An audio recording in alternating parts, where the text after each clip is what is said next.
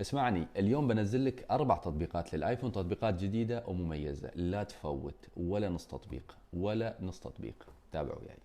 اول تطبيق عندي هو تطبيق لوك سكرين 14. التطبيق جدا جدا جميل. فكرة التطبيق بكل بساطة انه يعطيك اكثر من ويدجت لشاشة القفل، ويدعم اي او اس 16، وايضا يدعم الدايناميك ايلاند في اجهزة ايفون 14 برو.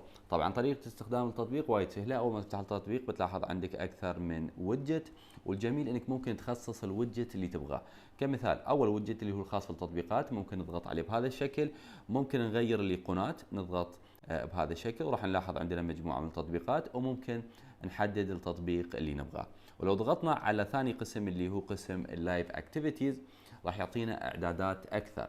في حال اننا نبغى اكثر من التطبيقات الموجوده ممكن نضغط على الزائد بهذا الشكل ويعطينا تطبيقات اضافيه مثل ما هو واضح. ولو كنت حاب ايضا ممكن تغير الخلفيه بهذا الشكل، او انك تلغيها تماما تخليها شفافه مثل ما هو واضح. راح يكون عندك اطار اسود ممكن يكون مزعج، وايضا في امكانيه انك تلغيه.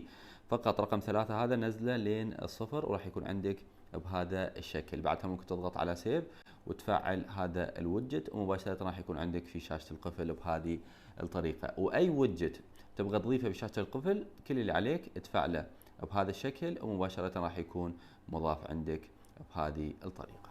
ثاني تطبيق عندي هو تطبيق يوتيوب ماكس. التطبيق هذا بكل بساطة عبارة عن يوتيوب ولكن بمميزات إضافية.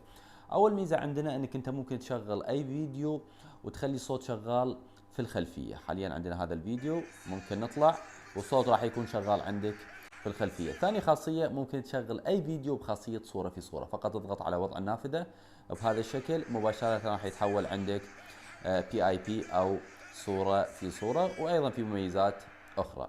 تطبيق جميل ولكن إذا نزلته لا تحدثه نهائيا. ثالث تطبيق جدا مميز وممكن يكون مطلوب عند البعض، تطبيق دي او بلاي. التطبيق هذا بكل بساطة فكرته انه يشغل لك الفيديوهات من الاستديو او من الملفات بخاصية صورة في صورة. اذا كان عندك فيديو حاب تشاهده اثناء تصفحك لباقي التطبيقات ممكن تسوي الشيء هذا مع هذا التطبيق، وطريقة استخدامه وايد سهلة.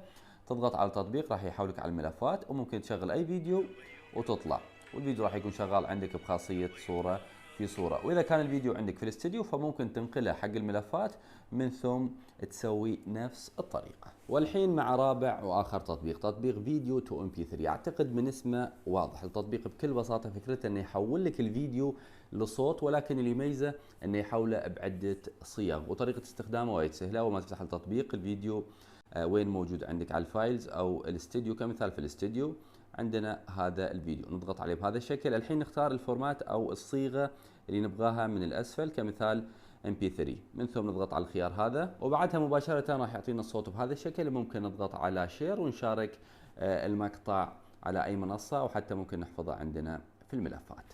هذا كان كل شيء عندي. اتمنى لو عجبك اي تطبيق انك تشاركه مع الاهل والاصدقاء.